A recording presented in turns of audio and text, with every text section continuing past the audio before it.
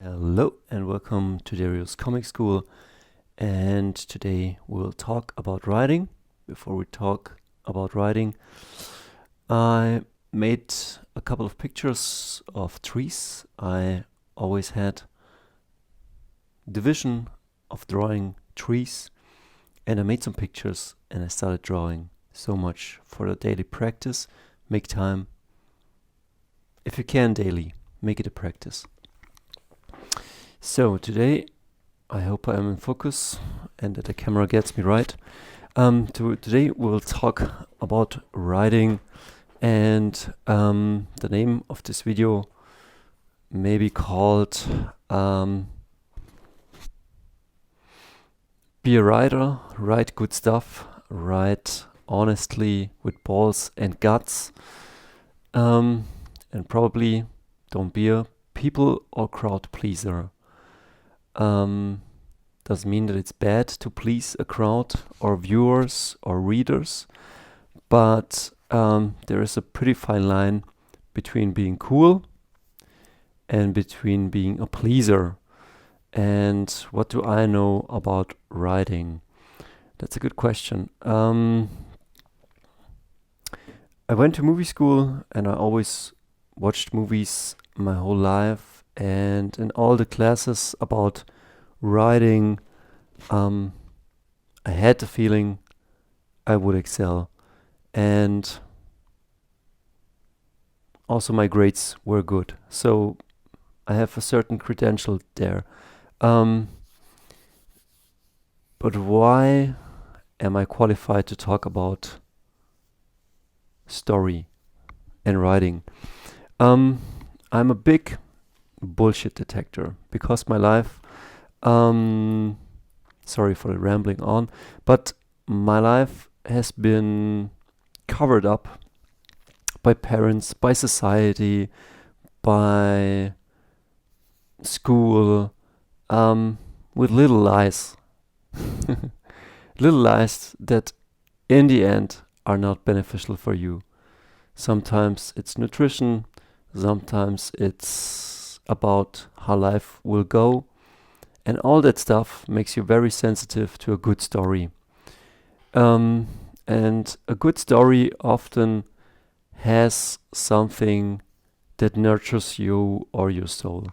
Doesn't have to mean that every entertainment must be some very serious stuff, or that it has to be only fun, or that it can't be mindless. It absolutely can. But if you recall watching Rick and Morty and why you had so much fun, it's because it was totally bonkers, but it was also about real people, real fear, real human emotions. When you watch recalling your favorite movies, as I do, like Matrix 1 is a timeless classic because like it's about freedom, it's about sovereignty, it's about not being controlled and not being imprisoned. And that is the feeling I usually get from this world. And that's okay, because that's a kick-ass ride. I'm on my own ride to sovereignty and freedom. This is a part of it. And I make this video. I hadn't planned to make it because yesterday we're making a movie here in my hometown, and we read a script for an expose, a pitch for a Netflix show, 45 page long, with pictures and with episode guides and stuff like that. And maybe I will call this "Please Don't Write Like a German TV writer," because like always, like I have the feeling, sorry that I'm rambling on, but we will get to the essence. I feel like when I watch Italian movies, like they have some guts. Even if they want to see only like some breasts or some silly jokes, like they stay kind of true to their nature. Like it feels Italian, and mostly it's really kick-ass. Or if I watch French movies, like French movies always have this I don't give a shit attitude, and Then you also get some rest and you get some cool people. But then there's passion and love you can feel through that. And then Spanish stuff and American stuff and Russian stuff. And I don't want to bash the Germans. I live in Germany and I love this country. It's a beautiful country. It is. With a lot of beautiful people, with a beautiful history. Even if it's dark, it's cool. I love going dark places. That is the essence of this exact video, because like you can either go very deep and very dark and very bright and very extreme, or you can stay shallow. And most things I see lately in the past 20 years, like games, used to be better. And it takes a bit of experience to write good stuff. But what I want to say is, if you want to write, just write. Write about the stuff you know. Write about the job you had, which sucked, and that you felt like, man, is this life? This is just so shitty. Or the experience when you worked and then you came home and you could barely pay your rent and you didn't know nobody in the town. Those feelings, that is what you can write about. The feelings about good times you had in your childhood, or that one summer when you were in that place and you had a group of people, when you felt that sense of family. And then maybe the last 2 years, maybe you felt that sense of isolation. I want to even say castration. Yeah, that comes up to me because like I couldn't act and be who I wanted to be.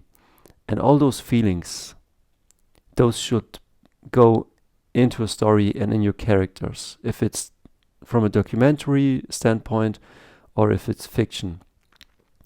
And while I was reading the script yesterday, or the expose, 45 pages, I wanted to puke because it was so fucking like, okay, it's a Netflix show pitch. It's this show, this show, this show, this show, this show, which isn't bad. I do myself similar stuff. Like I pick Mad Max, I pick American Pie, I pick a bit of Batman, X-Men, mix it all up, and then make a comic out of it, or a movie, or a story idea. Or I pick like my Restless 3000, like it's Rollerball, it's Spartacus, Gladiator, mixed up with a bit of my childhood traumas, Victorian child labors, and then I mix it up and I make a kick-ass science fiction comic. But the story in it is about an orphan, it's about our society, it's about how you can be lost in this society and how you can find family, sovereignty, freedom, agency, order in chaos. And maybe how that will bring to fall the big evil stuff that placed itself, that pretends to be strong but isn't strong. Like we take a look at evil, or the evil things, and sometimes evil has its way. I wouldn't say things are evil. Like maybe little lies lead to big lies, and little comforts lead to big comforts, which then lead to a stroke. And I want to look at that.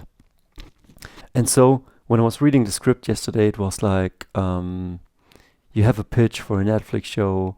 And I know that because I used to work for the German television, and I think that you think as a broadcast company that you want easy to digest stuff for your audience. You have to produce it, you have to do it, and after you have this, then you produce the next thing, and that is totally okay, but it can lead to a very shallow society. Fuck, I'm rambling on here. But yeah, how to be a real writer. Let's get to it. I mean, we're talking for 9 minutes, but okay, how to be a real writer. First of all, you can take classes and you can study, and you should, because writing is a craft. So, good news, it's a craft. You can learn it. Does it have to mean that you're the best? I don't know. But if you can learn to paint, you can paint a picture, you can sell that picture. So, if you want to write books, like I have many here, or if you want to write for comics, or if you want to write for TV shows, you can. Good thing. We have that out of the way. I don't want to say that most people want to be hacks. Most people want to be professional, and most people want their movies to be made. But sometimes the way things are or will get made in this world, you have to, like Joe Rogan says, you have to shove off, like you are this round peg, and you have to fit in the square place, and so you have to shove it off, and I don't like that. Like sometimes you need to have some edges, like this channel has some edges. I know I won't produce 1 million views because, first of all, maybe I'm rambling too much, but second of all, like I won't resonate with everybody, because like sometimes people need easy to digest stuff, and this is not what I'm offering. So, second thing, you should have a real problem. Like, the thing I watched yesterday, like they had a problem, it has something to do with the environment, and then they came up with a solution, and the solution is revolutionary. But I know from life experience it wouldn't change a thing. So I saw something in their script, and I think it's pretty weak, and that's the weakest link in their story. And I just know from life experience how life and people will work. Doesn't mean you need to have that life experience, doesn't mean that I have an accurate view of it, but with time comes experiences, and you know, if you have a good feeling for story, if you have a good feeling for bullshit, for honest things, how things work, because you tried so many times, you just sense when things are made up or when things are real. For example, in my comic, The Last Pickup Artist, in issue 1, the guy is challenged, like he can't get a girl, or he doesn't know, or he didn't get a girlfriend, and then one guy challenges him and says, boy, get up and go speak to that girls. And it plays in a diner, but I lived that scene. I was that guy. I was that guy who didn't know, why can't I get a girlfriend? And I know I didn't cry, but I was definitely sad for a couple of days, and nobody cared, because they were all like, who cares about you? But I cared for myself, and I didn't know how nobody can care, how nobody has the answers, and if I can't change a thing, I'm living hell. And so when my friend challenged me, I knew that that was a point where life had to shift and had to move on. Like I felt this is my superhero calling. Like I have to stand up, and whatever fear I have, I now initiated my hero's journey. And it doesn't have to be so melodramatic, but that was a piece of me which I took and I put it in a fictionalized play. Or I have something like when I was 17, I used to work in a car factory where my father worked, and I was 16, 17, and I think I can remember I was standing 8 hours in front of a big machine, like really big machine, really loud, just standing there for fucking 8 hours. And now you can say like, okay, that's life. Yeah, that's life. But that's a part of life that sucks. Because if we should think win-win in this world, how can we produce some good stuff, uplifting stuff? How can we bring people where they can shine so that everything fits, everything has its orderly place? Then that's a light shown on a thing that didn't work for me. Doesn't work for me to do mindless work. So I put myself to the grind. to create stuff that makes sense for me in a life that makes sense for me. I don't drink, I don't smoke, I don't say you have to, but for me it didn't make sense and it didn't make me happy. So why stick with it? Why become part of the mold when everybody tries to get out of it or everybody wants to be himself? So, sorry, this is gonna be a long video. What do I have to I just accept it. Next thing, wishing for fairy tale solutions. Write about the things you know and experience. And I give you, like, if you're a young writer or even a veteran writer, just write and let people read over it. You have to enjoy it in the first place. And then there's good books like I will link those down below. Like there are 3 books I recommend. The one is the John Trubi Anatomy of Story. Get this book; it's a great book. What I have to say is, it is really great, but you don't have to stick with it. If your intuition says something different, it will come in a second to this. Change it up. Then there's another book, Robert Mc Kee, Story. Get it? I don't want to talk too much about it, but it's a great book. Just read it if you mean it. And then there was a book I wrote from Michael Straczynski. He's the writer, or was the writer, on Babylon 5. And Babylon 5 is a science fiction series from the late 90s. And it was like, for me, like Lord of the Rings in space. It was like really deep about alien races, humanity. But J. Michael Straczynski, I guess, was from Polish heritage. And so, even though this place in space with alien races, it felt so much like a World War II, political conflicts of the past, some ancient history stuff. And so, although we envisioned the future, and it was very science fiction-like and very, very cool, it was also ingrained with some real human emotion, like the alien races at war. They had all their own interests, like the German had, like the Russians had, like the Americans had, or the Chinese. So they have all different cultures and they all feel very real. And you can understand where they come from. And that's what I mean by having a real meaning, a real core for story. And J. Michael Straczynski wrote a book, or has a book, like it's called something about, type it in, Babylon 5. Then you find J. Michael Straczynski. He also wrote some comic books, like I have a Spider-Man from him. And then copy that and put behind the title into Google, book about storytelling or screenplay, and then get it. Because he teaches you everything you need to know about screenplay, but also about the thinking that has to go into a screenplay. And that's where we touch our last base. Because like in one story,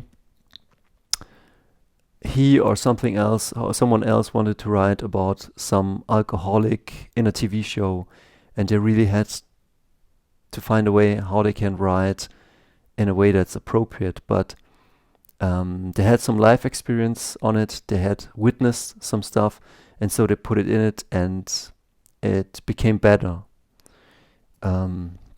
Which we will come to a point, the last point, real research and life experience.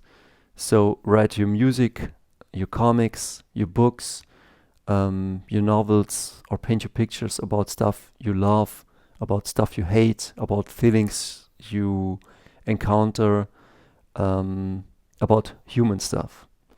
And you can also take human stuff and bring it up to a pretty crazy level. And even if you write, like I was writing Barbarian Adventure, and it's about a monkey, and it's about an experiment, and it's about a barbarian, and it's about time travel and aliens.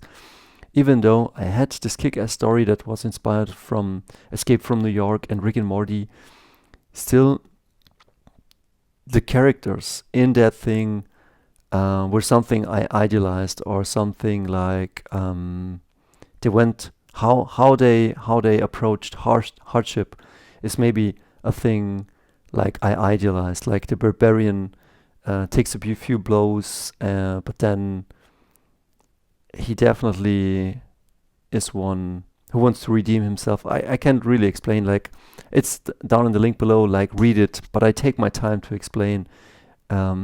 So even though you fictionalize something and you make it fun, there's always something from you that should go into the story.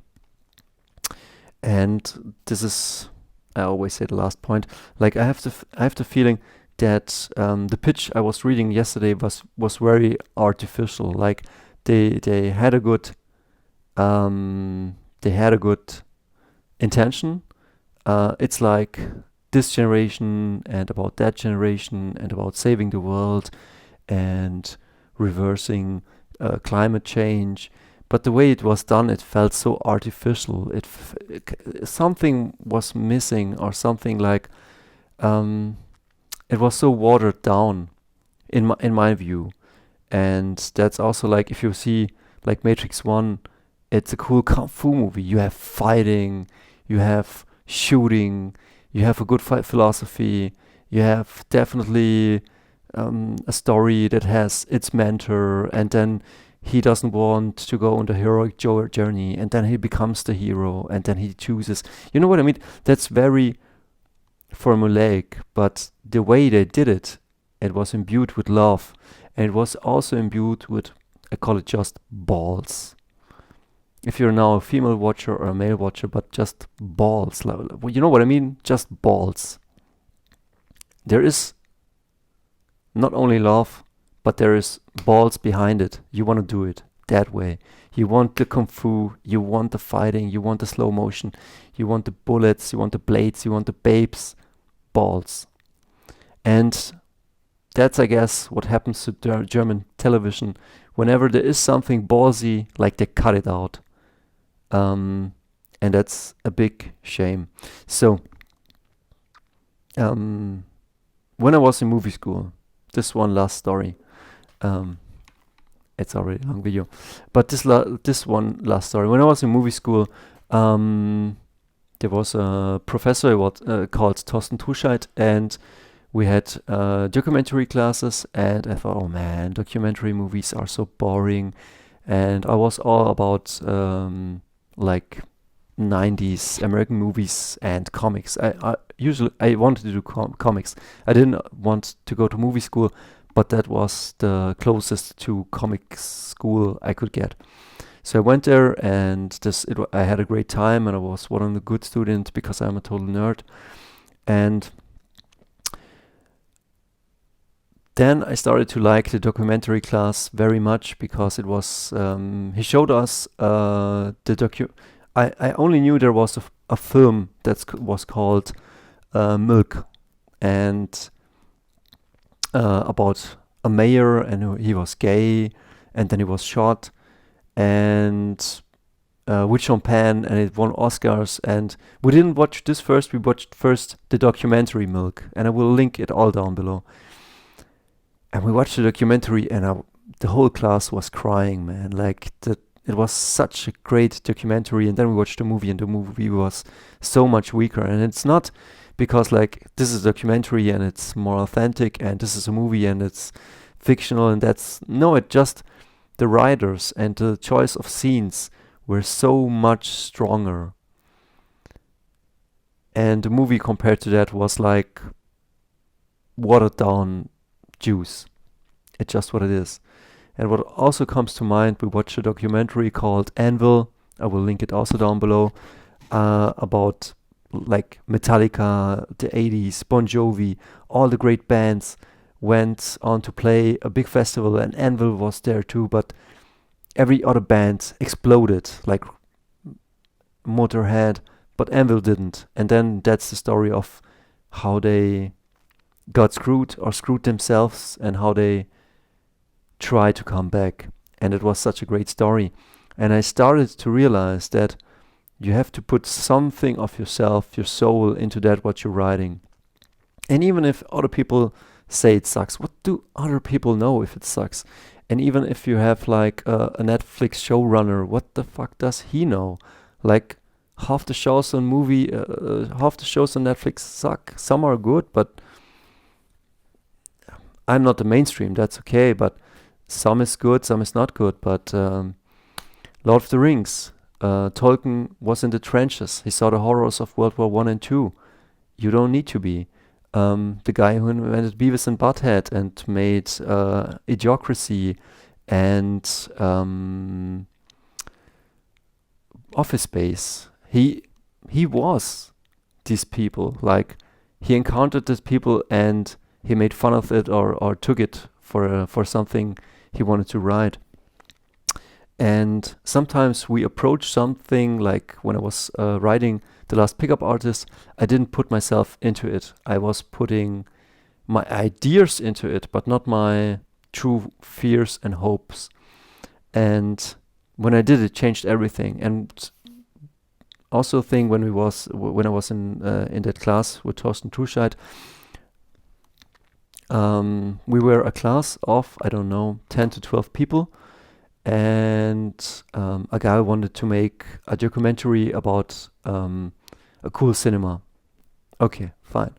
A girl wanted to make a short documentary about ambulances. Okay, fine. Another girl wanted to make a short documentary about a psychiatric clinic. Okay, fine. Okay. Then I wanted to make something like about a woman who works at a bar. Okay, all fine, all four. But why do we want to spend time making those documentaries?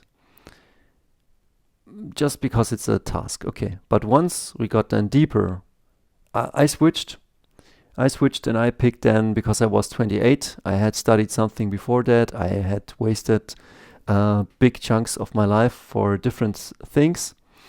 And then I was a bit older, but I couldn't afford the movie school.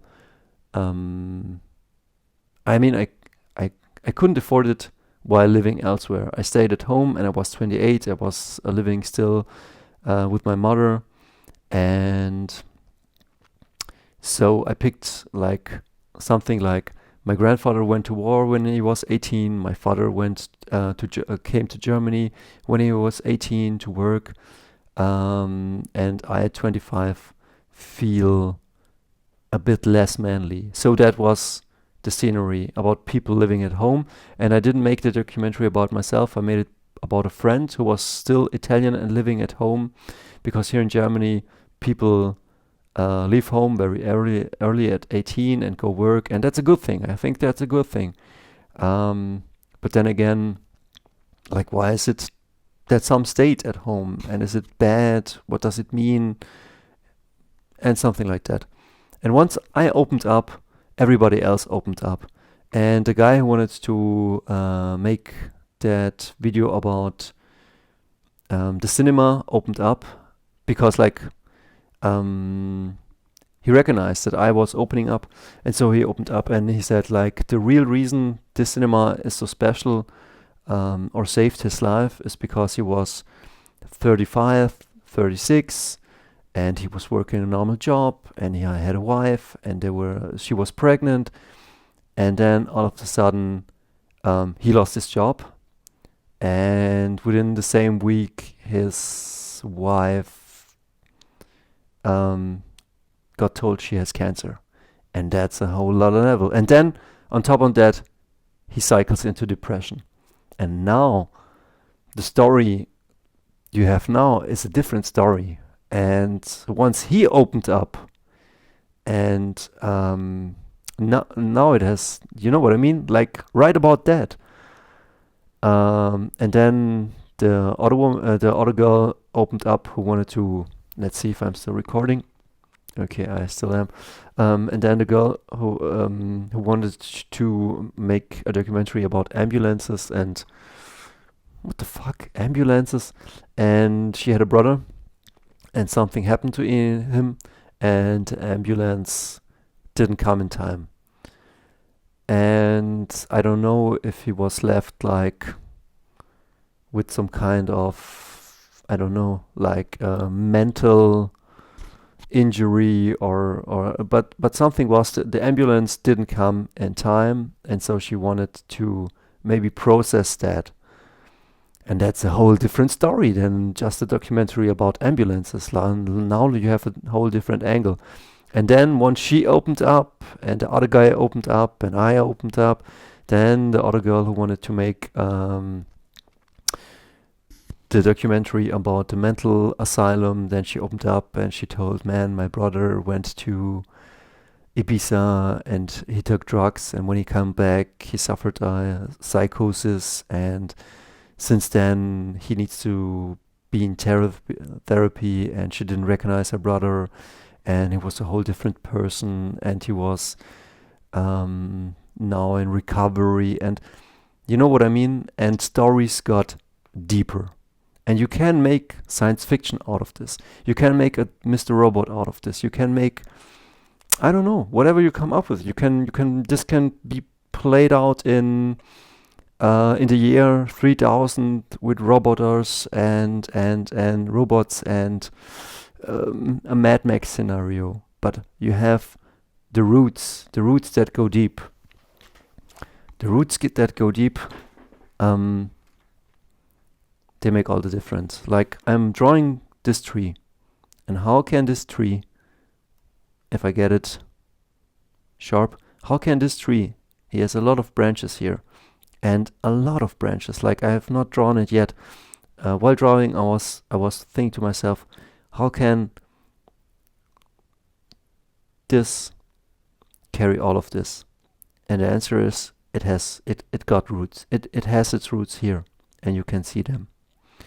And that's what good storytelling is about. This is your good storytelling, and this is what you not see. But the roots are there. Done.